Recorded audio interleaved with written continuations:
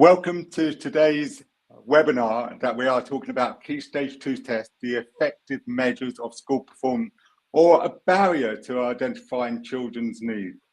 Today's webinar is sponsored by Testbase Standardised Tests, designed in partnership with the AQA to support teachers with high quality curriculum-aligned assessment that build confidence in data diagnostics and decision-making.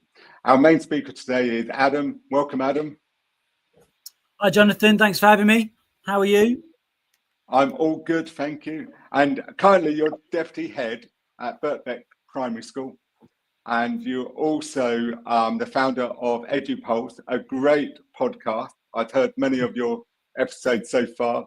I like the whole coaching methods that you talk about, and I'm a big advocate of what you're doing. So welcome, Adam. Thanks very much indeed. Yeah, it's good to hear. And could you just tell us a little bit about your background and what your role at Birkbeck Primary is and how that actually shapes your view on assessment? Yeah, sure. So I'm in my 16th year of teaching now, and I still have a class teaching responsibility, which I think is really important for any leader. Over those kind of 16 years, I've had various roles within assessment, as I'm sure anybody that's kind of taught over 10 years kind of can relate to. At the moment at Birkbeck, I've kind of oversee teaching and learning as a whole, which would include assessment. Although I'm not the assessment lead, I do work closely with the assessment leader to make sure that assessment feeds into teaching and learning. And I think on the subject of assessment, that's probably my sort of core belief really, is it's all about understanding the relationship between assessment and teaching, rather than seeing assessment as like a necessary bolt-on that we do after the cool stuff, which is the teaching.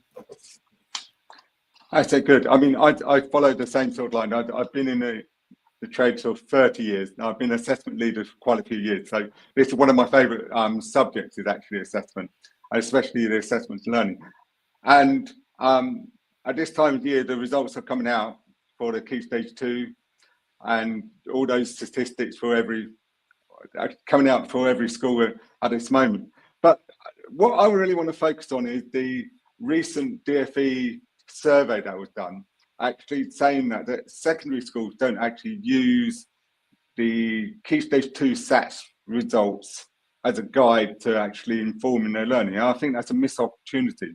What do you feel about the whole survey?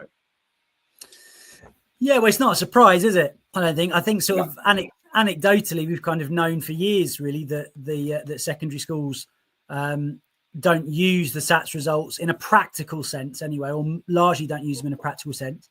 I do think that it's important to kind of acknowledge that in terms of setting flight paths from year 6 to year 11 and target grades and all of that kind of thing, and of course progress 8, there is kind of a mechanism built into the system that means that they are useful or not to secondary schools.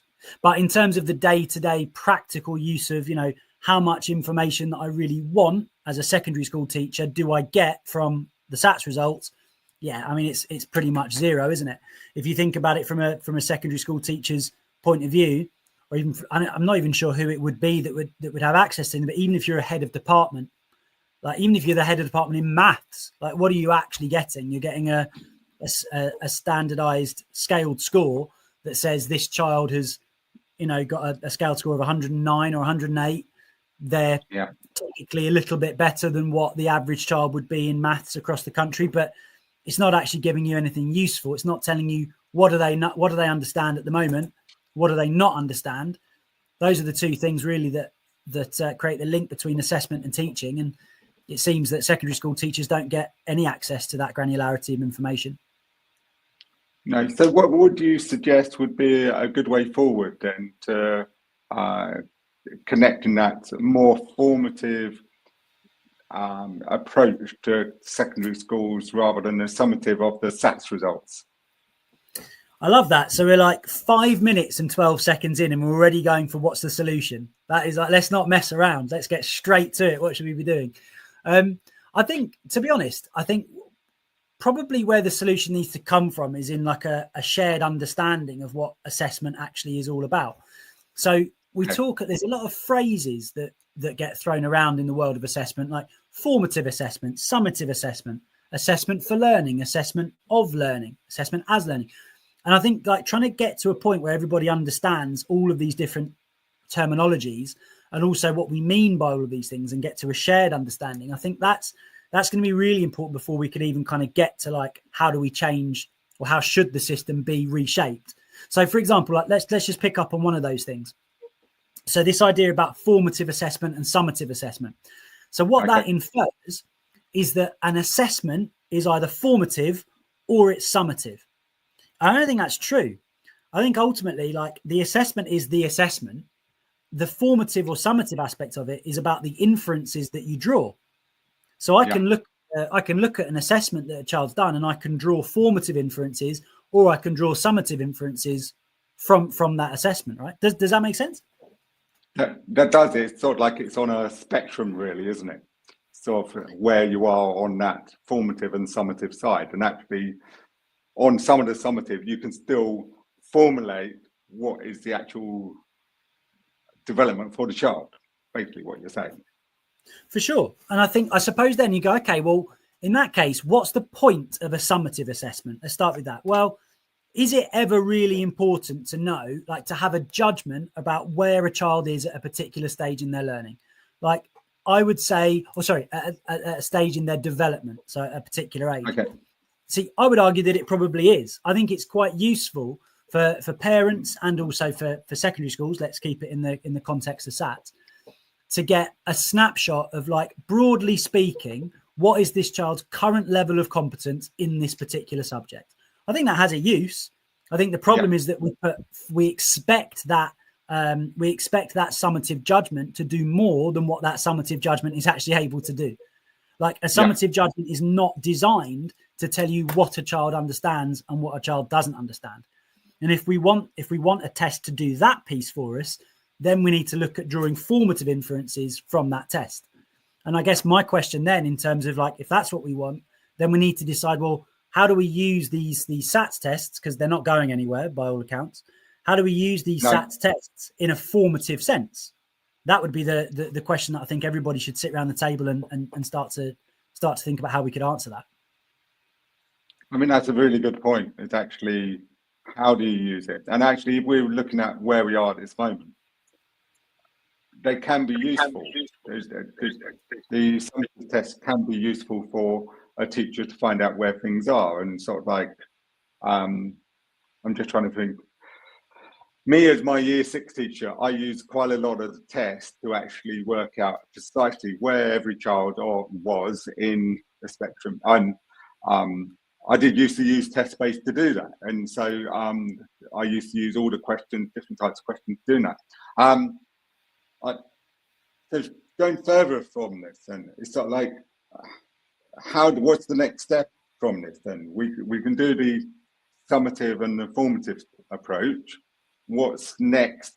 How we can develop it as a school? Because basically at the moment we're talking to a load of school leaders. How do we then use that information to go further to inform secondary schools, to update? What does a child learning profile need to look like now? Long-winded question. No, that's a really good one. It's a really good one. So, okay, so let's think then about, like, how we could use these SATs outcomes to inform secondary schools in a way that they would feel is valuable. Well, what we can do is we can use them to try to work out what a particular child doesn't understand at that given point. That's the most obvious thing and probably the most useful thing. The idea being that, you know, if 8 marks have been available for fractions and a child has got only 1 out of those 8 marks, we can start to draw an inference that perhaps that child has a lack of understanding in that particular domain of fractions, right? Now, we've got to be really careful that we hold that lightly, because we can't draw from that like an absolute certain conclusion that child doesn't understand fractions, because it may, of course, have been the way that the question was phrased, or it may have been the fact that the question was right at the end of the paper and they didn't get to it. It may even have been that some of those questions they missed accidentally, right?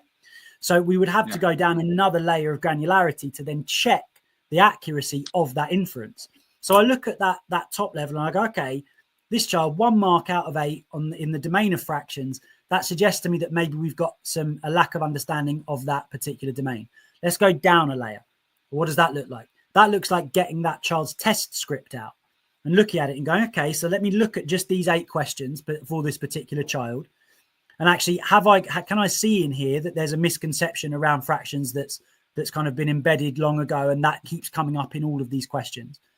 Or actually, is it that, 3 of these questions were tabulated?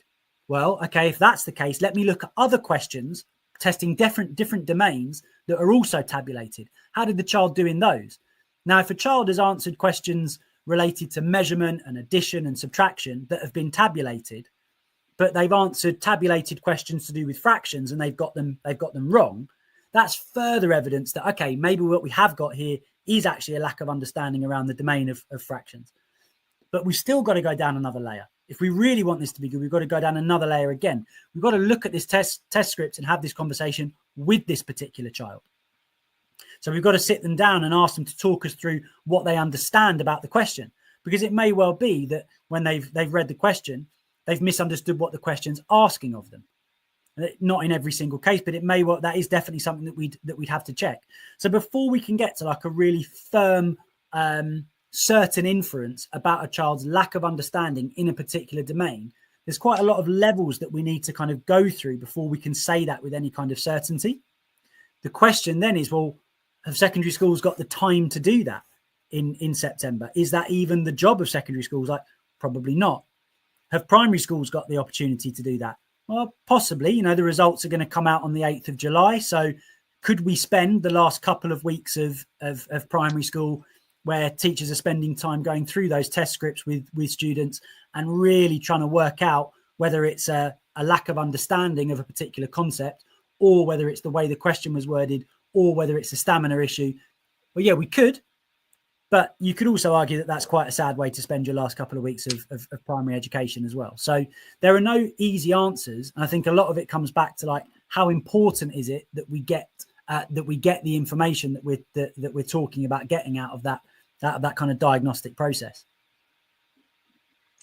Yeah, and actually, how do you transfer that information? Because you probably have that information already, wouldn't you, before the actual test? So it's not, the test not going to really give you that grounding of it, but it's actually that concept of, can they understand what part of the concept of fractions, for example, that you're going to be sharing with the secondary school to say, actually, they need more support with this. And as clear as that for the secondary school, and then the secondary school has to use that information to going through. So Testbase has introduced the standardized tests to work alongside SATs. How do you think these will better support teachers' assessment compared to the current system? Yeah, I mean, I think that's a really good question. You said a thing a moment ago. You probably already have that information before the test. I think to an extent that you do. The only thing that I would add to that, though, is that I do think there's a huge value in having some distance from initial teaching when you're assessing whether a child has understood something or not understood something. And personally, I do think that a test, a written test, a formal test, however you want to phrase it, the kinds of tests that Testbase have available there, I think they are really useful in terms of giving you that kind of snapshot. Because when you teach a child something in a lesson and then you send them away to go and do a bit of independent practice, and so you've got evidence in the book. Do you remember when we had you primary or secondary, Jonathan, originally? Primary. I know what you're going to say. Yeah, I'm going to say there's those 3 letters, APP, right? So you'd go away and you'd highlight the APP grid, assessing people progress grid, showing that you've got evidence in the book that they can do the thing. Well, yeah, of course they can, because they were taught it, 27 seconds previously. So I do think we've got to build in this like a crucial aspect of whether we're actually able to provide secondary schools with any interesting information. You have to have built in that distance from initial learning. And I think that the tests that Testbase have, those standardized tests, they provide you with an opportunity to test what you've taught with a distance from that initial teaching. And that's the same with any standardized test. I get that.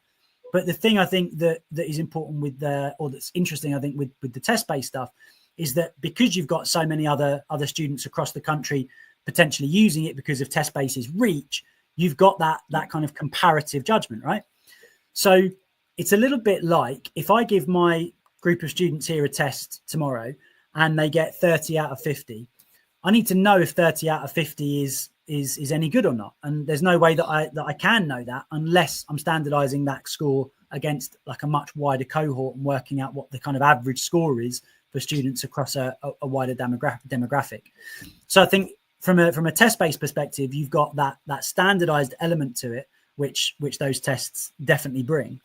But then, as I say, it's then a case of still, can you go that stage lower? Can you really get to that point of information where they're actually telling you what students understand and what they don't understand? Very good point. And actually, yeah, I remember the APP grids. Oh, how could I ever forget them? They were nightmares for some time. But the principle it's actually trying to work out what the child does know and what the child doesn't know, and actually have it mapped out. But it went too far, and I think it's taken out of context of what it was designed to do in the first instance. But it sounds like the test-based standardized score is a good way forward. I can see it. If I was a year 6 teacher, I could see how I would be using it and actually how I would find that information, what you're saying, when from a distance when you talk something, actually, do they actually understand it? Do they have that concept? Do they know how to use it? And can they do it in a test situation? So like, can they do it in a question situation? Yeah, and I think that like the really key thing to mention here as well is we're talking about Key Stage 2 as a whole here. So, you know, even if you take the test-based suite of assessments, that they start from year 3. And I think that like when we're talking about this this challenge of how do we make these tests do something useful for us, the testing ground for this is primary from year 3 right the way through to year 6. We have an opportunity for a year 3 teacher to give students a test of stuff that they've actually taught up to that point, right? So it's got to be stuff that they've actually taught, but then there's a distance between when it's been taught and when it's been tested. That gives that year 3 teacher a snapshot into what the child is likely to have understood or not understood at that point, because it's been taught, but there's been this delay in terms of when it was taught to when it was tested. That year 3 teacher can then pass that information on to the year 4 teacher. Now, I'm not sure that primary schools always get that transition right. Like, to what extent is a year 4 teacher using that information from the year 3 teacher about what students currently understand or don't understand? And to what extent are they actually using that to impact on their lessons, on their teaching? Now, I think, you know, at my school, we've got a pretty good way of doing that. So at the end of the academic year, all of that information gets passed up from the end of year assessments, and the year 4 teacher receiving that class from year 3 will then use those gaps that the year 3 teacher has identified from that assessment, and they'll put those in as early morning work and as pre-lesson starters. So at the start of maths lessons in the autumn term, students will come in and they'll have questions based on those gaps from the end of the previous year. And what that does is it gives teachers an opportunity to just be continually noting down and noticing the extent to which students are then mastering content that they didn't have at the end of the previous year. Well, how do they do that? Because that sounds really onerous, right? But it's not. So you'd have like 4 questions on the board when kids come in the morning, and they're related to things that students have got gaps in from the previous year. The teacher's got the teacher's got a class list, and as they're doing their circulation, they're just ticking off and making comments against each child as they go around, each, you know, key children that they know had these gaps, ticking off and making notes about the extent to which that child's understanding is improved and whether that understanding appears to be secure in that particular moment. Once that understanding has been seen to be secure in 2, 3, 4 different occasions, I think at that point, that year 4 teacher can then go, great, that gap that they had at the end of year 3, I think we've closed that gap. Sounds like a good plan. And what other tips do you have for any school leaders that are in this situation with assessment? What do you think is a key thing that they need to know about, and how they can implement it in schools? Well, I think from a systems point of view, it would be things like I've just described, really. If you're going to have kids do tests and you want to use them for formative purposes, then you've got to build systems that incentivize teachers to actually make use of the information in the way that you want them to. So, as I say, if you're going to pass up to the year 4 teacher that, hey, at the end of year 3, they had these gaps in these areas that they'd been taught. You've then got to build a system that enables that year 4 teacher to keep coming back to those gaps, which is what I just described with that early morning work routine. It doesn't have to be that. You could do it at the start of maths lessons. You could do it first thing in the afternoon. There's lots of different ways that you could do it, but ultimately you need a system that incentivizes the next teacher to continually come back to those gaps that the previous teacher had identified. Then I think aside from that, I think it's just a wider thing about how much do we actually understand assessment in primary school. Like when we say assessment, do we all mean the same thing? I don't think we necessarily do. So in my head, the way that I cut it is assessment for 3 reasons. So assessment of learning. So that would be a case of like, I've taught this thing. Have they got it? Have they answered it right? And are they broadly in line with where other students of their age at this point in the year across the country are? So that would be where you'd use the test-based standardized resources, because that tells me, how my kids are doing in comparison to other kids across the country. So that's your assessment assessment of learning. Then you've got your assessment for learning. So that's where I'm actually looking specifically for the gaps. So what do they not understand? I'm not actually as interested there about what they understand. I'm looking for what they don't understand.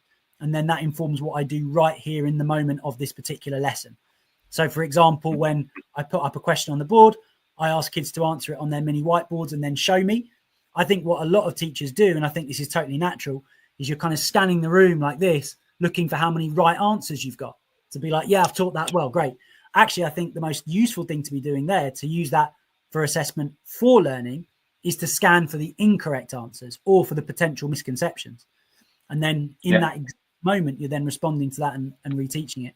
And the third way is assessment as learning. So just by the very fact of doing the assessment, of answering the question, students are having to work really hard to pull information they've got in long-term memory from when they were originally taught it into their working memory. And we know that the more often students do that, the more secure that knowledge becomes, the more easily retrievable it becomes, and therefore the more useful that information or that knowledge becomes for them. So assessment as learning would be doing the assessment because it improves learning in and of itself. So you've got 3 different purposes of assessment there. And I think that something that school leaders should definitely do with their staff is kind of define what those different uses of assessment are and what they look like in practice. That'd be a good point. I mean, that's definitely going to be a staff meeting for the new year, isn't it, really? Clarifying everything on assessment.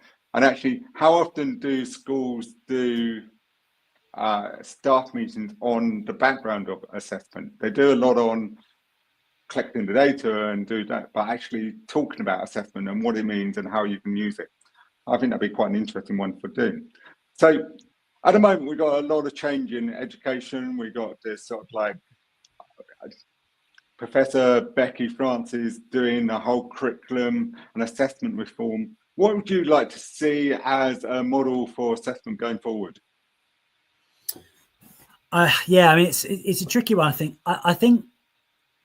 I think at scale,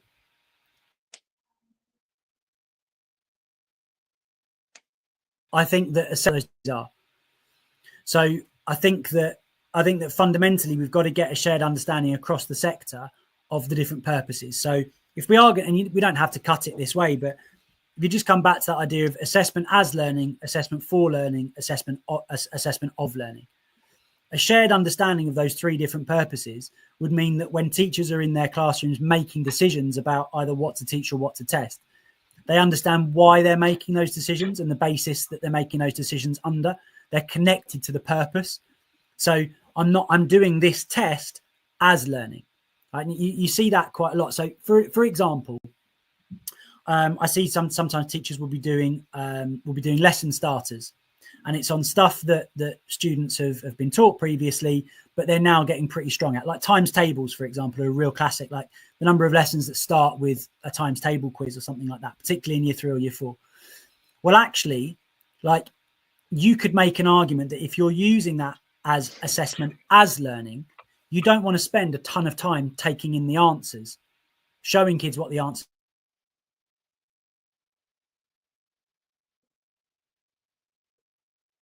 are ticking in itself. If the purpose is assessment as learning, and therefore students have got what they needed to get out of that simply by doing the test, then the answers are less important. If you're doing assessment for learning, i.e. looking for the gaps. So let's say I'm doing that same lesson starter, that same times table starter, and I want to know where the gaps are. Well, now it becomes really important that I do provide feedback, but I'm providing feedback on those common misconceptions. So like, oh, okay, it seems that we've got a bit of an issue with the 9 times table. Let's go over that again now. So again, my action that I take off the back of it is driven by my purpose. And I think that's what I would like to see sitting at the heart and soul of an assessment approach going across the sector. It's that understanding that when we talk about assessment, we're not talking about summative tests alone. We're talking about these 3 core uses of assessment, and actually how good are we at deciding and knowing which of those 3 purposes we're pulling on at any given time. Be a good point. And I, from what I hear, they're probably going to be more onto that sort of like sign of how we're using the assessment. So it'd be a good thing. I mean, going back to that survey, one of the other criticisms was is about the multiplication test and the phonics screening. Actually, that's one of the big issues was, do they work? Do they actually help learning?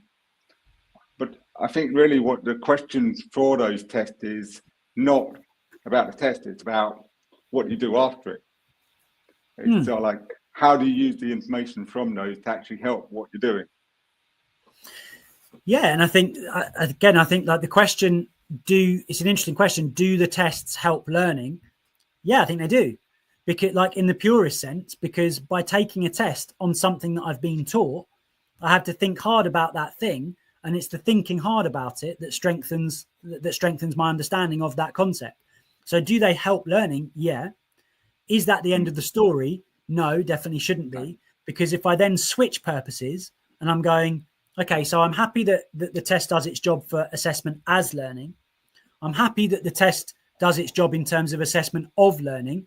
Think about the MTC. You know, it's useful for me to know whether a kid has got 25 out of 25 or 23 out of 25, whatever it might be, because I want to know like their general competence level at the end of year 4. If that's important information to me, then yeah, it's done that job. But now let's switch purposes again to assessment for learning. Well, is it doing that part of the job? Well, that really depends on what happens next. And that comes back to your point, which is about the extent to which we are passing up the information that matters in an effective way. And I don't think we're doing that at the moment as a sector from year 4 to year 5, let alone from year 6 to year 7. Yeah, it's a good point. And so like to closing up on this webinar today, what one message would you give to school leaders about assessment? Sorry, you dropped out there, Jonathan. I lost you for a while. Sorry, what was that last question? So to closing up this webinar, what one question or one message would you give to all school leaders about assessment? I think the message for all school leaders, right? So we know that we've got a system at the moment with assessment that doesn't do that particular job particularly well. That assessment for learning bit, it doesn't do that particularly well as a system.